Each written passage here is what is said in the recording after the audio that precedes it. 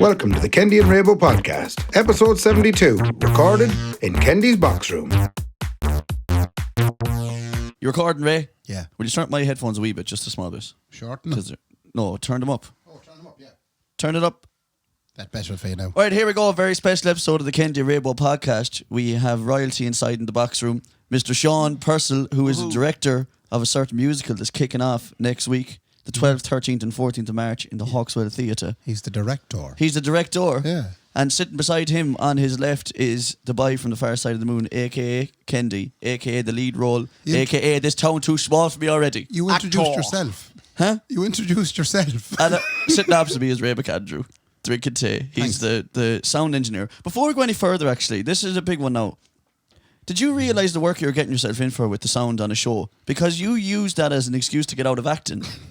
And now you've way more. That was one of many excuses. He had about 10. Jesus. Can I ask you now, Shaun, I'm going to ask you straight up. I put you through a lot of pressure and pain and upset and torture. Have you ever come across anyone as much of a failure as me? In all your... No, but I never came across as much pain and torture. But not the failure bit, I didn't mind. But there are lots of prima donnas in this business, and you're up there. Yeah. Like you had to find two. So there was 3 different people to play your role. You've gone through 3 different people to play the one role. And then plus all the testing before, and we thought, this is it, we got the guy, and what does he do? He has a panic attack. Panic attack. Out the gate. He has a full panic attack. I was having panic attacks. I wasn't sleeping right. I was upset. And then, like I said, when I heard that there might be an opportunity to possibly sidle in and do the sound, I went, that's me getting a jail-free card. No, I didn't think it's all about the pressure. And the amount of work that goes into the sound. Yeah. Sure, I have to take nearly 3 days off work to do it. But just to rewind there, it's like the disappointing part was the actor bit that you now have some aspirations to be. But his was... It was the way he pulled out. Like he put the hand to the forehead and said, I'm having one of my turns. He went full prima donna. He didn't just walk out. He had to make a big drama queen job about it. Yeah. I didn't do that. He gave a story to the Irish Independent. He could have snuck out the back door, but he didn't. Yeah, working under the torture of a Shaun Purcell thing. He sold it. There was a thing in the paper. There was a thing in the paper. Why was Sligo champion a weekender just outside the door waiting for it all to happen? We'll have that next week. You said it on the paper. You said that Ray dropped out. Yeah. You do realise now that there's going to be a story in this week's paper where I refute your claims. Yeah, but you know and what? I tell them the real story. That's an editorial thing. Because I said I had a good friend of mine, Ray, who was supposed to be in it. Not a good friend anymore. Yeah, I went yeah. But what you can't get out of a newspaper, Ray, is me laughing, going, well, I had a friend there now called Ray who used to be in it. Because they just read it as, well, Ray dropped out. Yeah. Whereas, but Ray dropped out. Isn't that better? Isn't that less cynical? You know what I mean? But you definitely have Ray as the sound engineer. So you can turn your seat back towards and watch him panic when you're at the show, or you can turn it back towards the stage and watch me panic on it. What's worse is I got told yesterday that there perhaps might be a brand new mixing desk in the building that I have never used before. Oh, Jesus. Which apparently is a brilliant yoke, but it's very complicated. But sure, how? Like, you turn mics on and off. I know that sounds like nothing to everyone out there, but there's about 30 live mics on stage, and you need to know what ones are on, what ones are off. I think we have to have a bit of a talk about this. Yeah. You're taking this very lightly. I know. He tells us now it's a bit complicated and says, no bother, I do this, doesn't matter. I suppose I hadn't mentioned this to you before the show. Sorry now, Shaun. I'm sure. Are you panicking? Am I putting more extra pressure on your head? I'm going in that direction now. Yeah, I know. I probably should have said that. Yeah. Because the show could be great, but no one will fucking hear us. You said just come in and have a chat, not that you're going to drop a couple of these things on me. More bombshells. I hope none of the cast are listening to it. No. As we have a very small listenership. They have a very good impression. None of the cast be listening to this. But anyway, we're here to try and promote the show, pretty much. But we said we might get to know Shaun Purcell a little bit as well along the way, which could be a dangerous thing too, though. Like, you're in Sligo, right? And no more than ourselves, people are going to recognise that ain't no Sligo accent that's on you. Yeah. So where did you come from? Hold on now, he said don't ask him that. You're not even from the town, hey. Where'd you come from? No, and you're only a blow-in. But Sligo's pretty good like that. No, it is. They'll let you know that you're not from here. They welcome you. Yeah, they let you know, but it's okay. Yeah, they'll say, I know you're not from here, but I'll get you a pint still. Yeah, well, that's what they do. That's what they get the point. No, you're hanging around with better people than I am. Where did you start for the purposes of I grew up in... I'd say to people, I grew up in Dublin. My roots are in Louth, and we lived in Kildare a good few years, and I came over here 12 years ago. Right. And I wouldn't have...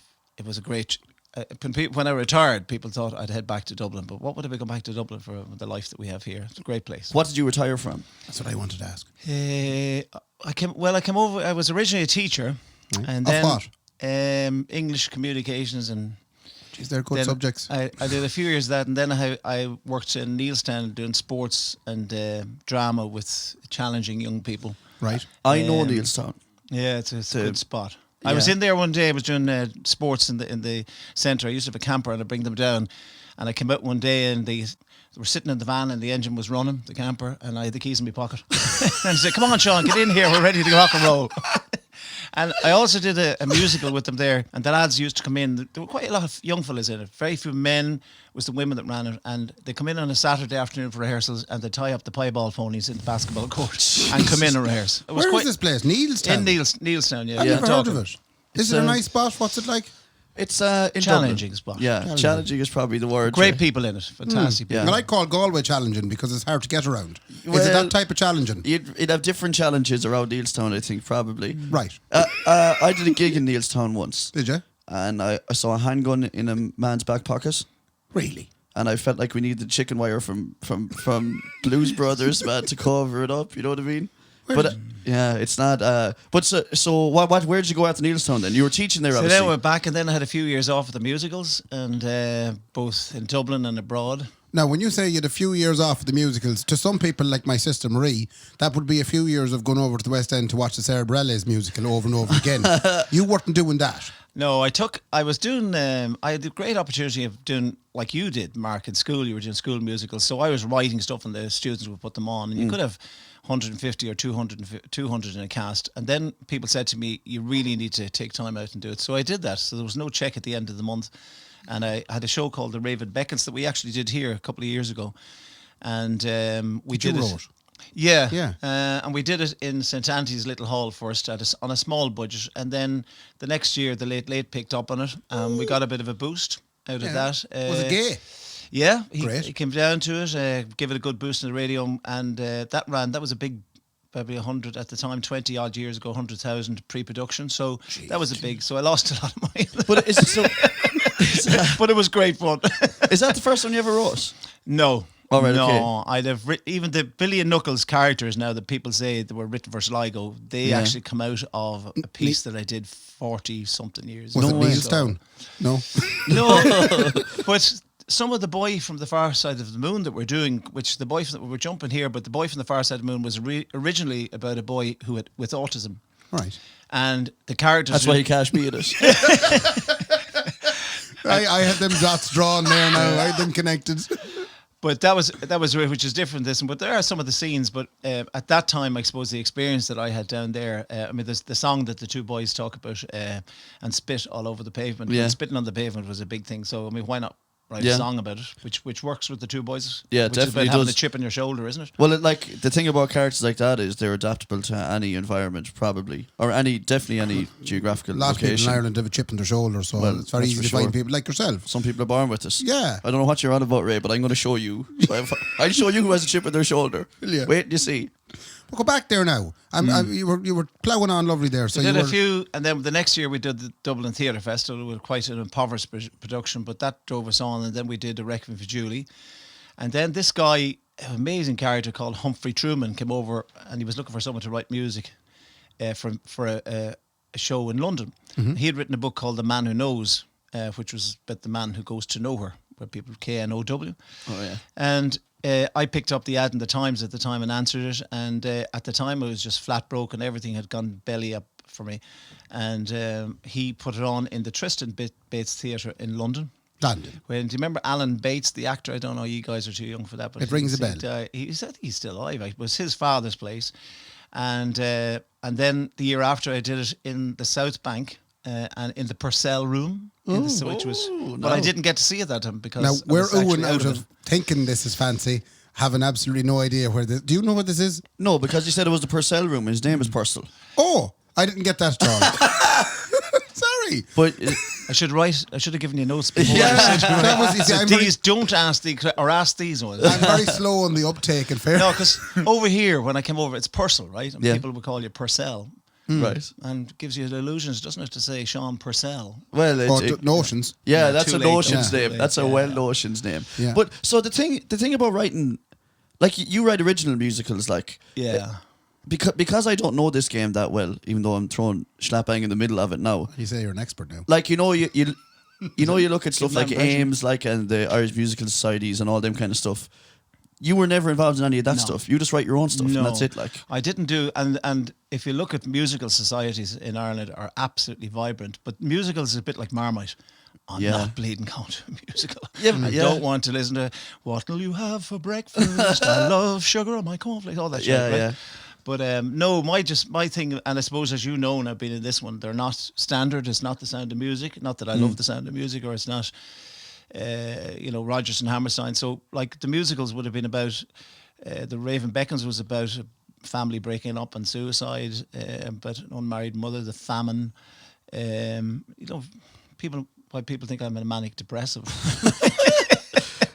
But they're all serious themes, except the last couple of years, because these two characters, Billy and Knuckles, came out of The Apprentice, which is just you've cheered up in the last couple of years. I'm getting better, I'm getting better. Well, this one definitely keep taking the tablets. And did you keep doing the musicals, or did you come back to the check at the end of the month? I had to come back. I lost.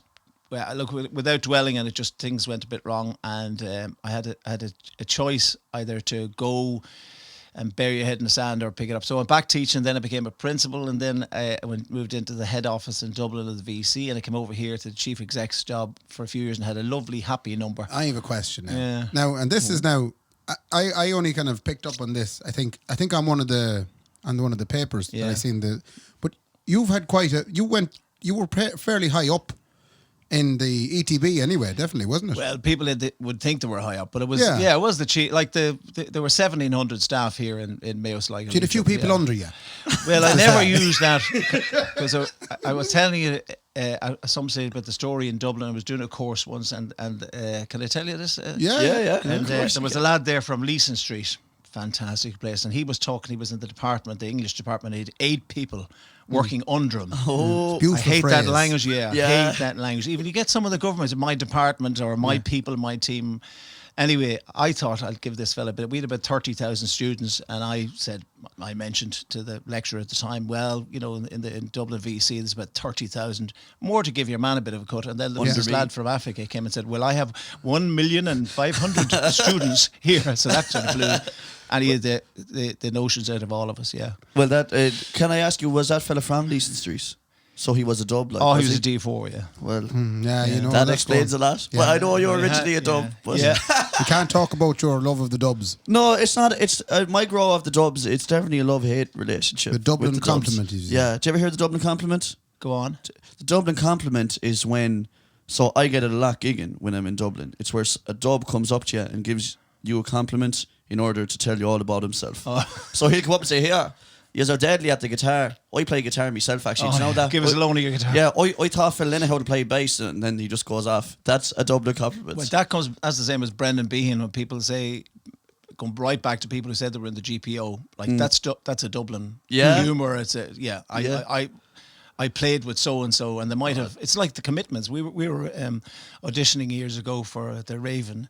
And the guys who come in, and there would have been in standing behind a lamppost in the Commitments, and that was on their CV, or the drummer or something. And it felt it was good. And they'd come in and they'd no talent at all. Yeah. That was the part I was looking for in this musical. When you wanted to stand behind the lamp. Probably codded a bit. I wanted. Do you remember you came in and you said a nice little part, and then suddenly you were talking, and then you were singing. Hold on a second. Yeah, let's get to that. First of all, Brendan Tierney, who has a lot to answer for, says there's a grand play happening. Come in and read a few lines and see do you like the character. I said, great. Play. When I came in to the play, I was reading the lines of the Crow character, and I thought to myself, this is grand. If he's a good character, I can identify with him. Not a mention of the singing on the Crow's behalf. Serious? No. Was there no mention of singing? No mention of singing. Someone forgot that. And someone. Small detail. Then I got promoted to locals, and I was told, not much more singing, and I'm looking at it, and I'm looking in the sheets and going, oh, second now, this looks like an awful lot of singing. He's on every page. He's there's a lot of singing, and like heartfelt bits that I don't know could I heartfelt, Man, I could get the heartfelt off you, man, if you tried. That was my biggest disappointment with Raybo not doing it. You know that? Is that we were supposed to do this together. We're still doing it together. I'm sure, But I get the thing about people. There was a girl, Elaine Granger, years ago did the Raven actually with us, and she was an amateur actress starting off, and she had this Marlyn Monroe presence. I don't know whether you remember Marlyn Monroe hearing about it, but she just has Fine that young film one, wasn't she? presence. Yeah. Yeah. But she had this on stage, amazing voice. But every night she puked a bucketful before she'd go on, and she just couldn't take it. So she went to London and she did a couple of small parts and gave up and went into then herself and her husband now are film casting agents. Oh, right. But I understand the thing that I don't go on stage. Have you ever actually? I've done a couple of concerts here where, most of the stuff we were doing, we'd be raising money. Like, Like I'm not in this I don't take any money out of it. I don't, I'm lucky enough I don't have it. Just do it for the fun and to let other people have fun.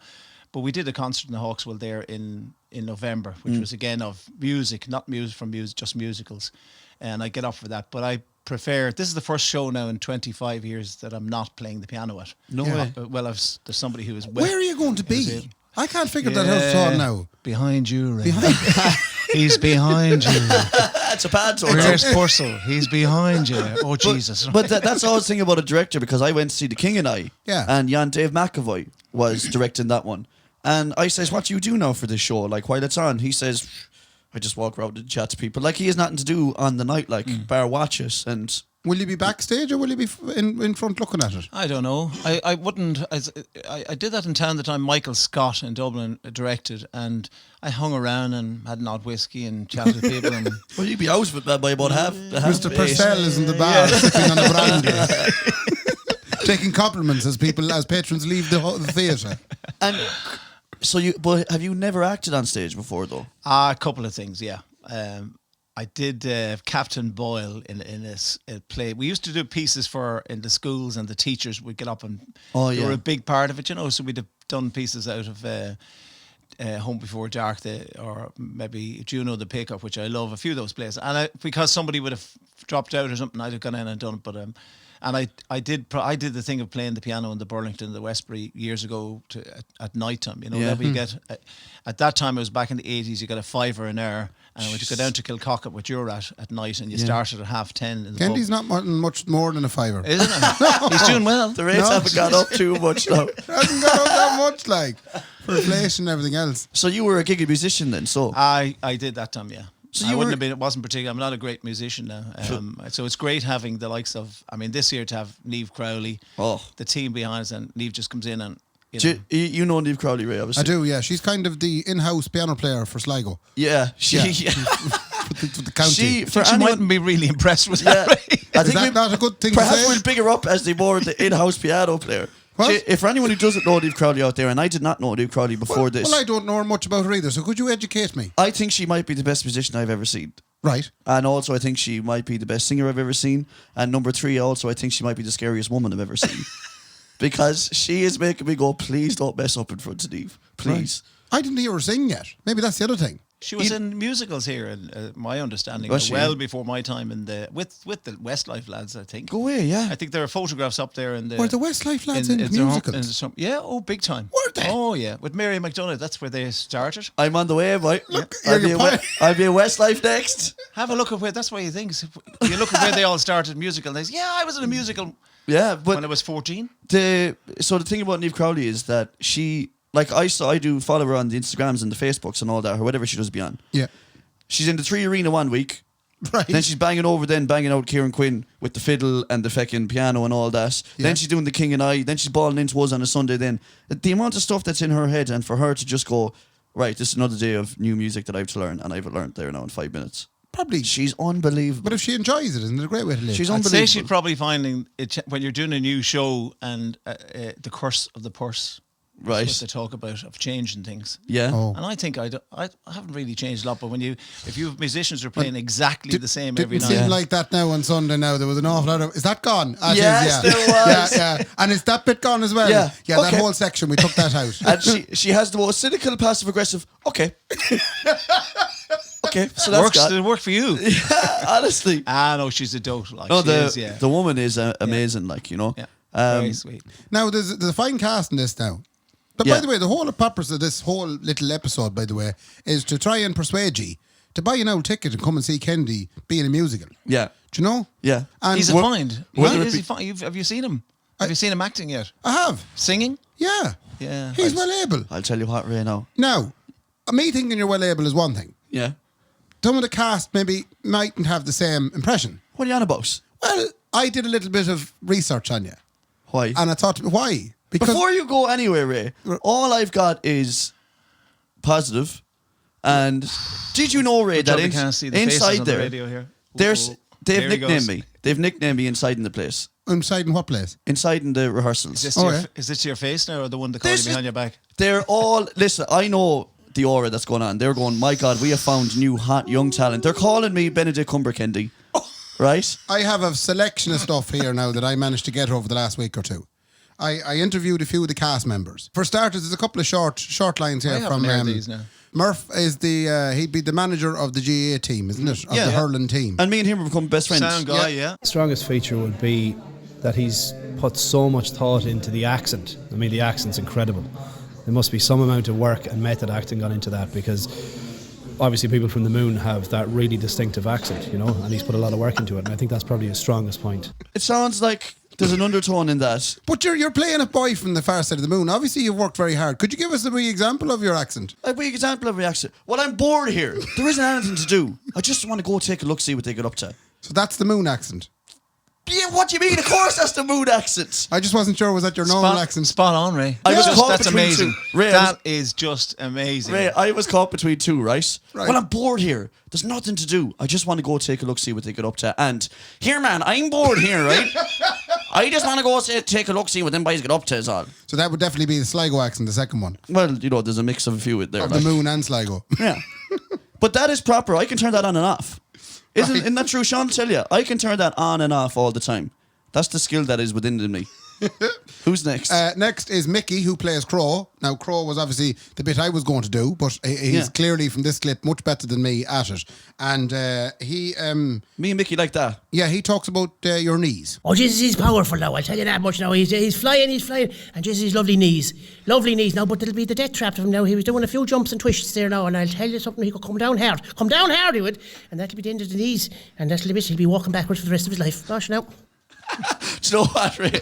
I hate saying this. I'm so glad he's playing Crow, not you. Yeah, he's very good at it. in Mickey fairness. Murray is unbelievable. He played the lead in The King and I, and now he's playing the role that Ray was supposed to be playing, the Crow. And I'm delighted with the substitute that he you got is, in he fairness. is savage now altogether. Like, Do you want to hear what Brendan Tierney, who plays Billy? Now, Good Billy friend be of one mine. of the main characters now. Yeah. He'd be friend of yours. Look, he's been extremely difficult from day one. Came in like he was Celine Dion, but he's like Celine Dion after having a bag of turf in her mouth when he tries to sing. Do you think that's a slight against your singing ability? is it a slight against the turf cutters or Roscommon? That's a Galway one. Nobody else was in that except Brendan Tierney. What the hell is wrong with you, Tierney? Next up, we have Elaine O'Gorman This is herself. eye-opening. And she plays Lily in the musical. Since his audition and throughout the run, he has been so positive and enthusiastic. He isn't afraid to ask for help or guidance if he needs it.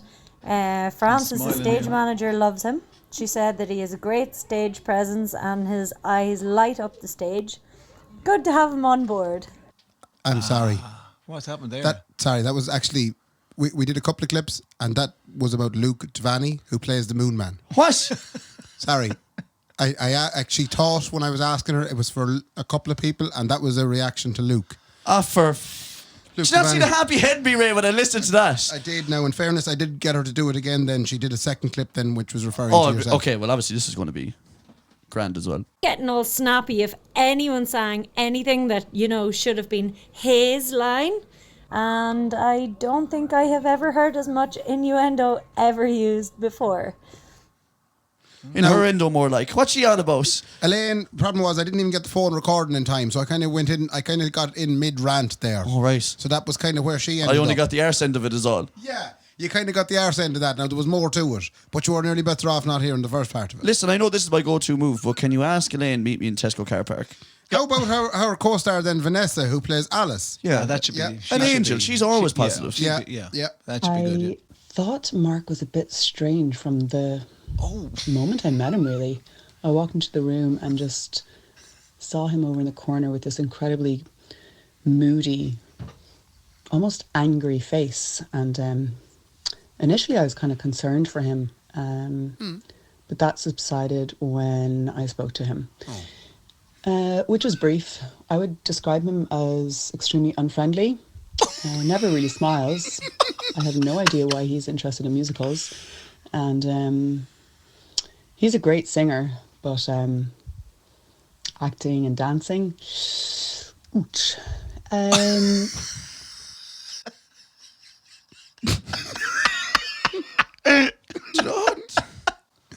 She did say, "No, you're a great singer." Yeah. There wasn't really much point. That's probably one of the things I'd pull out of that now straight off. Thank you for throwing me a small board there, Vanessa. Yeah. A great singer, but a shite dancer and a shite actor. Yeah, and moody. You wouldn't be moody. Moody me arse. I was only getting in the zone. Kevin, who plays... Do you know how bad it feels to have Vanessa, who I thought was the sweetest lady in the world, tell me that I'm useless? See, this is good for you now. This hardens you up, because as soon as this show runs, you're going to have to deal with, sure. reviews will come in and... Ray, you'd be ready for them. Ray, if you know anything about Kennedy, right? Yes. You know I ain't gonna listen to a word of any of that. Right. Well, here's Murph. Murph, again played by Kevin. He came back with a different analysis of you. One of the biggest arses I've ever seen. From day one when he came in parading around with that big massive arse. Is there any truth in that side of things? I didn't know if he was saying like he's a big arse, or he has a bit with the biggest arse. Literally has the biggest arse I've ever seen. No, it was, and he also mentioned later in the clip. Again, I cut some out just for your own self. He did say then about some of the promo pictures that were taken. Yeah. That it was mostly arse that you could see in the picture. But you're Ray. Oh, the moon ones. Oh, yeah. Remember, he didn't get to use them. Yeah, but he didn't have a wide angle lens, Ray. He had to stand across the road, man, to get those shots, to fit the whole lot in. That is very true. I said, you'll do a panoramic, you'll get the cheek to cheek, you'll get the whole lot. Then young Kevin again, who plays Murph, then he came back with, I think this was the last bit that I have on it. Right. And again, I'm not quite sure what this one is. I'll just play it here. We all know he loves himself, and there's no secret about that, because he constantly he's even winking at Emma, Shaun's wife, when she's in trying to sort things out. He's there giving her the eye. Shaun's oblivious to this. He doesn't even see it. What's that about? That's not. I know you said downstairs that she was helping you with your singing, but I thought this was going to be a bit of fun. I know it is a bit of fun now. Don't worry about shutting now, Shaun. There's no need to panic over this. You're probably only there's no truth in that anyway. I wink at everyone that I'm attracted to. There's a limit. There's a line not to be crossed here. Yeah, now in fairness, there's a line not to be crossed. That's a lovely statement. I wink at everyone that I'm attracted to. I have to go home and talk to that woman. Well, you tell her. That one, do you know something? It's probably her fault. In fairness. That's even worse. What do you mean it's her fault? It's absolutely her fault. It's not Mark's doing. What am I supposed to do? What is he supposed to do? Why is she winking at everyone as well? But no, she's not winking at anyone. She's just winking at him. No, she's not winking at everyone at all. Only me. Will you stop? But no, there was no mention of her winking back. Shaun, she's not like that. I thought you don't. She's not. She's lovely, quiet. No. She's not that sort of person at all. I've had enough of this. You don't even know her. That's what's wrong. You don't pay her any attention. You're not even denying it in front of me. Yeah, well, you don't pay her any attention. She deserves better. Okay, so on the whole, those fewer reviews, they were. Look, as the man says, it gives you a flavour of what your fellow counterparts feel about you. Well, I'm having words when I go in now tomorrow. We're rehearsing tomorrow at 6:30. Right. And I'll have words with every single one of them. That's fair enough. Now I'm back with my own interviews, Ray. with them all. Listen, should we get the lowdown? We know what they all think. Some of it obviously silly. Mm-hmm. A lot of it makes no sense. Shall we find out from the main man himself what you obviously think you found? This is the redeeming part now, where you can say some nice things about him. Is this by straight face? By a straight face, man. Listen, I was born in a bed, man. That's as straight as I can get, honest to God.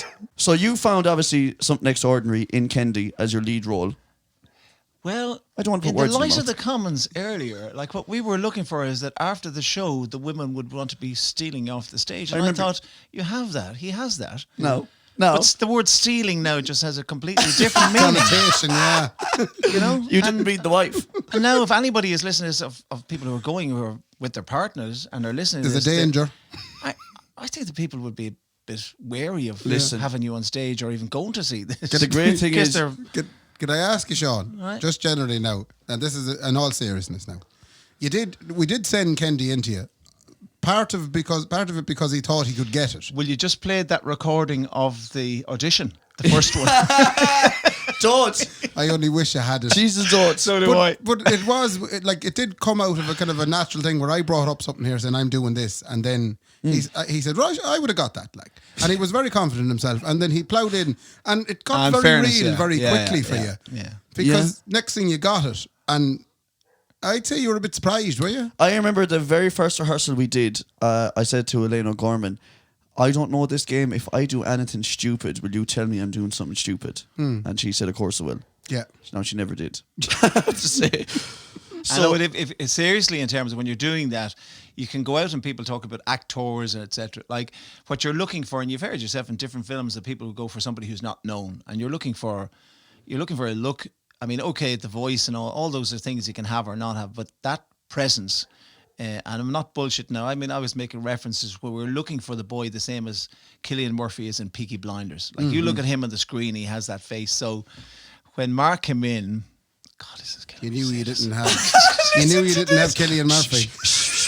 Listen, he just said, God, this is killing me to say this. Go on ahead. Let him speak. No, but as soon as he did, I think Emma was there as well. Right. Wasn't she? She was that in the background. And now that also has another connotation. She says, yeah, go for him. Have him. I want him in the play, Shaun. No. I'm only messing apart. But yeah, it is about, on stage is a present. Because I was telling the guys at a rehearsal about how if you're driving down the road and you see a car coming against you, it can be 30, 40 metres away, but you actually are able to see is that person looking at you or they're looking at around the place. So on the stage, in front of your theatre, what have we got maybe 10 metres in front of you there, and you want somebody that the audience is focused and they can see their eyes, and like it takes work to get to that until you're on the stage, but there's also the natural thing, that people have. And I like that about the Ravens, the Mad Ravens, that there are people with more experience, and those with experience will also help others coming in. So I think, in fairness, you found that people have been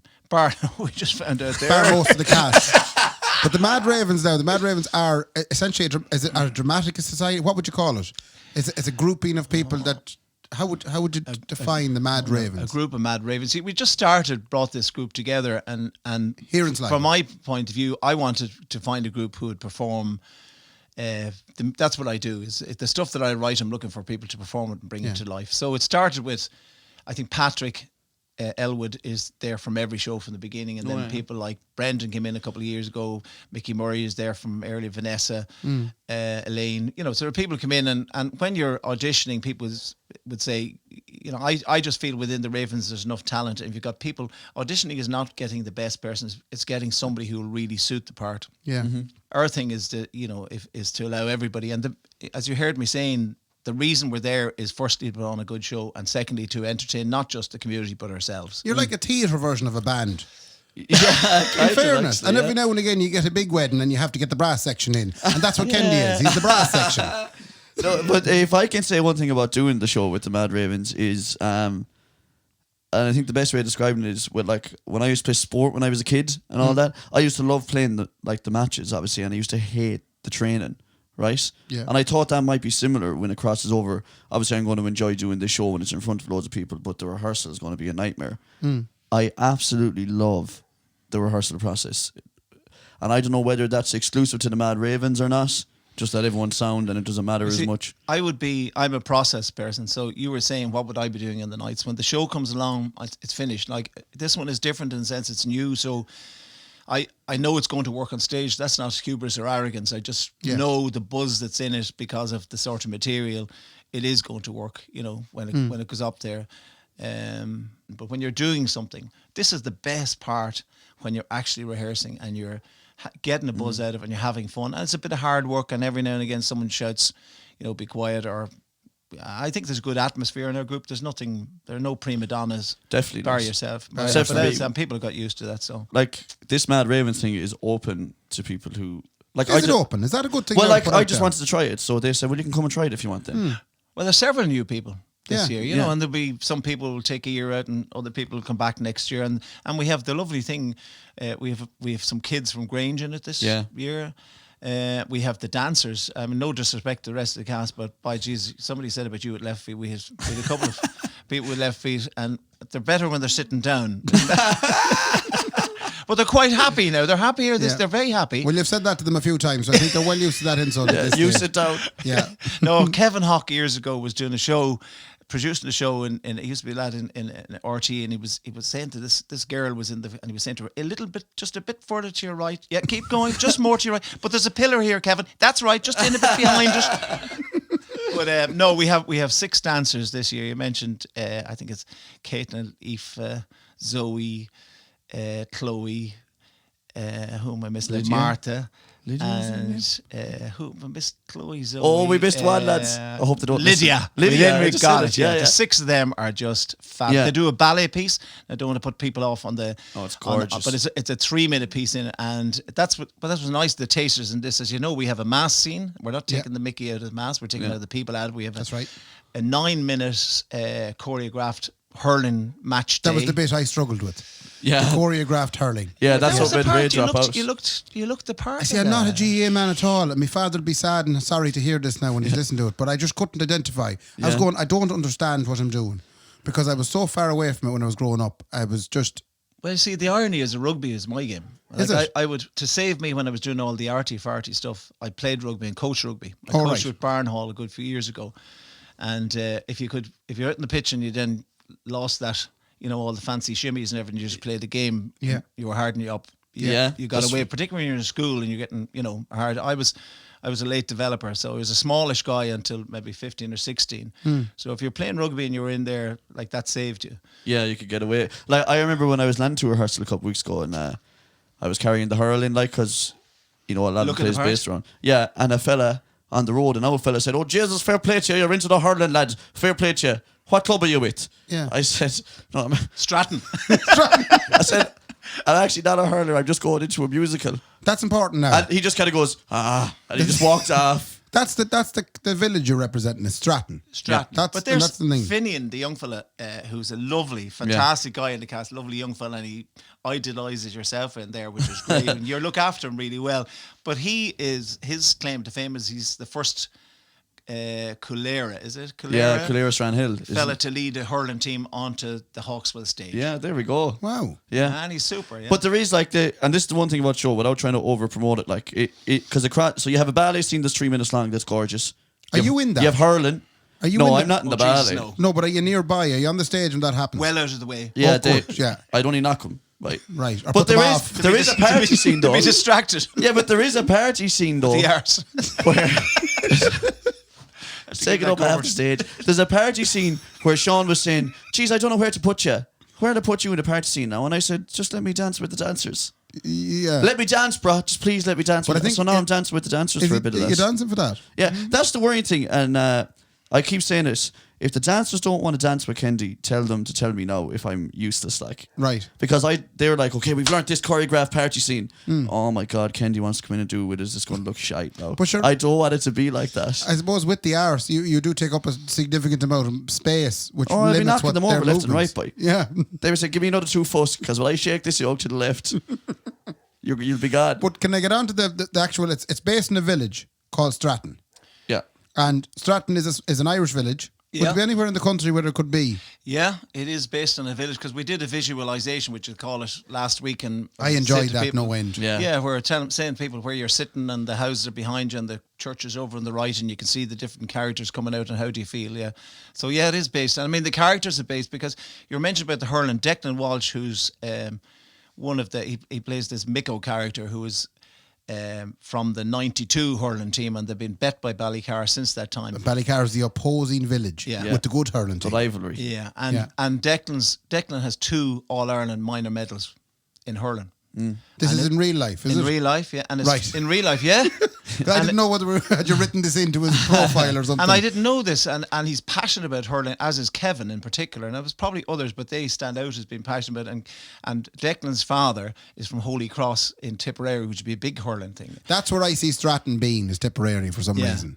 Yeah. I see them being in that kind of It's direction. set in the west of Ireland. Now, the hurling in Sligo is, I know we may laugh, but the one Is it what's the cup last year that they? Oh Jesus, it's gone out of my head. But the hurling has gone up in Sligo now. I was going to say, is there any hurling in Sligo? Oh, there is there's a county team. Yeah. So how come the place isn't sold out with the hurling crew every night in looking at we didn't want to sell it as a hurling team. One of the girl Elaine was saying to us, if this goes out about hurling, I wouldn't go to it. Yeah. So I think you were saying, Mark, the last time on Ocean FM, that it's not about hurling. Well, it's not though. Yeah. The thing about the musical is it's not really about hurling. Like hurling is like the prop that's being used. Like the musical itself is a couple of things. It's about community. It's definitely about rural Ireland, which I think at times is forgotten. And number 3, and most important of all, it's about Kendy making it to Hollywood.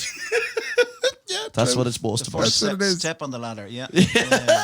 So it just happens like that. You do a show in Sligo about a boy coming from the moon and playing hurling, and immediately your helicopter out into Hollywood. Your helicopter be on the roof. That's why the railings is up in the Hawksville at the minute. If you're passing by the Hawksville, you see railings up around. Yeah. That's not building works. That is in preparation They're for putting that. a helipad in, For a helipad, yeah. Yeah, and I'd be forgetting I won't bring any of you with me. No. And that'll be as big a shock as the Kieran Quinn team night. Oh, that reminds me. Go on. Let you make sure now. I suppose you can't do it, but don't be even entertaining the idea of getting me back for the Kieran Quinn night at any of these nights. No, we will be. No, you can't. Why not? Because I'm doing the sound. Yeah, but it might not That's be for pressure. this night, but I will get you back in some way, shape or form. That's fine. Honest to God. But you have 24 mics and then plus everybody else has to be mic'd. 12 or 15 then extra. That's serious pressure. I'd prefer be on stage. That's what I was going to say. Would you not prefer be on stage? But it comes with, like, you're not nervous about these shows. Yeah. Because you're looking forward to them and it's something you enjoy doing. Yeah. I'm not too nervous. I'm nervous-ish about making sure I get it right. But I've done it before, so I'm aware I'm able to do it. You know that game. So it's just... But come here. Actually, that's a good question, though, because Tierney asked me this today as well. He said, and Patrick's been asking me and Michael and all that, kind of saying, oh, you know, just over a week ago, like, you're starting to feel it now a little bit. And I'm not, and I don't know if that's right or not. Would you be starting to feel it now after hearing what they think of you in the cast? Well, no, I'd be ready, man, with boxing gloves on going in tomorrow. It's all. But in terms of getting nervous, though, I'm not. Is that right? Should I be feeling nervous? That girl I was telling you earlier that would be. Yeah, she puking her ring before up. she go off. Yeah. Yeah. And other people, you'll find you'll get adrenaline, you'll get a rush. And you need to get that rush beforehand, but you don't have to be. Everyone's different. I mean, I wouldn't be mad about getting up on stage, and people live for it. I mean, think about who people who are at it non-stop on the parade. And a live audience is so different to yourself from gigging. Not many people come to his gigs. It's a quiet pub now, in fairness, in most cases. Yeah. It's the 12th, 13th and 14th. Yeah, next Thursday, Friday and Saturday. Is the matinee sold out? The matinee, there's... That's in the Friday morning, still, 11:30. Yeah, there's still a couple of rows because people reserve them and then they don't keep them all. So certainly ring the theatre, and if you're getting the €9 tickets... Yeah, it's the kids' tickets. And you can get them at night time as well because... You may mention that. Some people were saying, trying to get tickets... I think one of the schools at night time, and they said they couldn't get, they were trying to book them online. You get your 9, you ring the theatre, and you get the €9 tickets on. For adults. So the tickets are half price for kids is the idea. Yeah. And for adults? 18. Well, I think they're 18, and if you competitively priced. Well, they're cheaper than everybody else, maybe for a certain reason. Reflected. I'm only joking. But there is, and it's important. The big thing for us is enjoying ourselves, but we also. But there's a much bigger thing here. The proceeds is going to the Sligo Cancer Support Service. So that's service. I always get that wrong. Their last and Emma's always giving out to me about getting their name wrong. But it's the support. They're in Wine Street, who are absolutely fantastic. Because my own wife Emma had cancer 3 years ago, and she's a good. Is the good news story. So I mean, obviously she wants to push it. But like we'll have a raffle. Not during the show on the Friday and Saturday, and our idea is to try and make a few grand for that. That'd be great, after we've paid all the bills, because we do employ local artists and musicians and theatre people, and we do like to make a few bob for people, Like what I can say is that the production value that goes into it was the one thing that did stagger me. You're not messing around when the show goes on. Like, I mean, you've got the set. Like costumes, you've got a band in the front, full band doing this, musical director, dance choreographer. Like it's a big production too. Like I think it's going to be savage. If I could say anything, I'd say go to it. Well, I'd say don't think about I'm going to. And as I said, I love the Sound of Music and Les Mis and all these shows, but this is you won't have seen anything like this Yeah, it's before. definitely You something won't get the different. crack in it. You'll have soft moments. You'll have another on Sunday. Several people were saying the tear came to the eye in some of the songs. One of them you were singing, believe it or not. And you get the hairs in the back of your neck. Yeah. Making the women cry in a totally different way. Right? No, in the way he's most used to. Yeah, we've seen that too. Yeah. We heard it there now. But I have to say, even from watching it in the rehearsal on Sunday, I'm trying to get people to go to it because I honestly, despite the fact that you're in it, it's a really enjoyable 2 hours. It definitely is. And it's not 3 hours or 3.5 hours. We'll be in there at 5 past. Anything I ever wrote, we were finishing out of it by 10 past, 10:15, so you can get to so the pub. 8 o'clock start. Yep. And you'll be out the gap down Out the Fiddlers gap, at 10:15. No, there now, we go. so what more do you want? That's all Of a you- Thursday, a Friday morning, Yeah. Friday night, or a Saturday night. So it starts this day next week, because this is going to be out on the Thursday, obviously. Yeah. Yeah. So it starts this day next week, and there is still some tickets. Just go on to the Hawkswell.ie or ring the Hawkswell. Yeah. And come see Kendy, amongst others, make a fool of themselves on stage. Yeah, It's either going to be Savage or it's going to be... No, it's just going to be Savage. Leave Okay. it. Just. But even if I'm useless, sure, then that could crack too. But you're not useless, Jackson, and I told you that. In fairness, I Thanks, don't give man. you too many compliments. They're going to. Sometimes the boy needs to your hear followers are going to see a side of it they'll never seen before. That is That definitely is not true. the arse up the pole below it. I have to say that the 20 or 30 or so nights you did with Emma teaching you how to sing and sing better makes... What the He hell? only, he only thinks I've done it. Well, it's been a good couple of weeks now you've been seeing Emma. Ray, most will you nights. stop? Actually, funny. I was in the car park yesterday in Tesco. I saw her car. Yeah. And I thought we were meeting for a nice lunch or something. So now, Sure, I don't even... I don't put a e- sticker on it. I don't even have an apartment in the City Gate Hotel. What are you on about? Who told you that? That's so silly. Listen, Shaun, thanks a million for coming in. And Thank doing you it. Thanks guys. for doing this with yeah, us. Yeah, I This look was forward great. to doing it. Yeah, And thanks sure, come a back lot. again for the next one. I'm lead role in the next musical as well, obviously. Yeah, Does yeah, it? absolutely. Can I ask you that?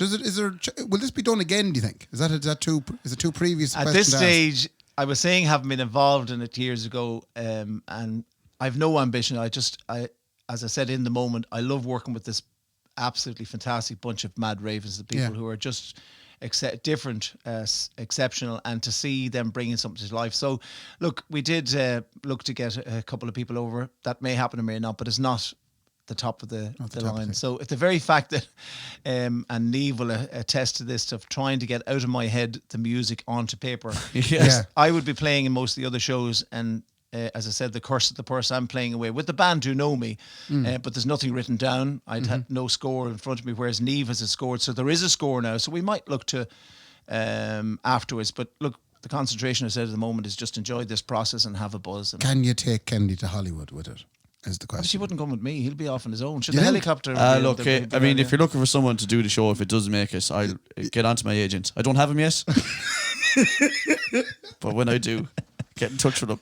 Lads, as regards the podcast, when we get this musical over us, we'll be back to normal. Yes, we will. And we're sorry for all the sporadic episodes in the last few. It's just part and parcel of Kendy trying to do a musical, pretty much, because I have been under it all, honest to God. Yeah. But the great thing is, if you're missing an episode next week, just come and see the show instead. Absolutely. You'll There get we go. 3 episodes, Thursday, Friday and Saturday night. Lovely. And I'm not there Friday morning. And if you sit close to me at the back, you'll get my commentary on it as well. Listen, you can't ask for anything better. Listen, So our next live podcast next Thursday. We do finish up the show with a kind of a positive reinforcement. We all just say fair play to me, and you would say not fair play to me, fair play to you, and then we leave it at that. Right? Are you happy enough with that, Shaun? Fair play to me. Fair play to me. And fair play to me. Good luck. Good luck.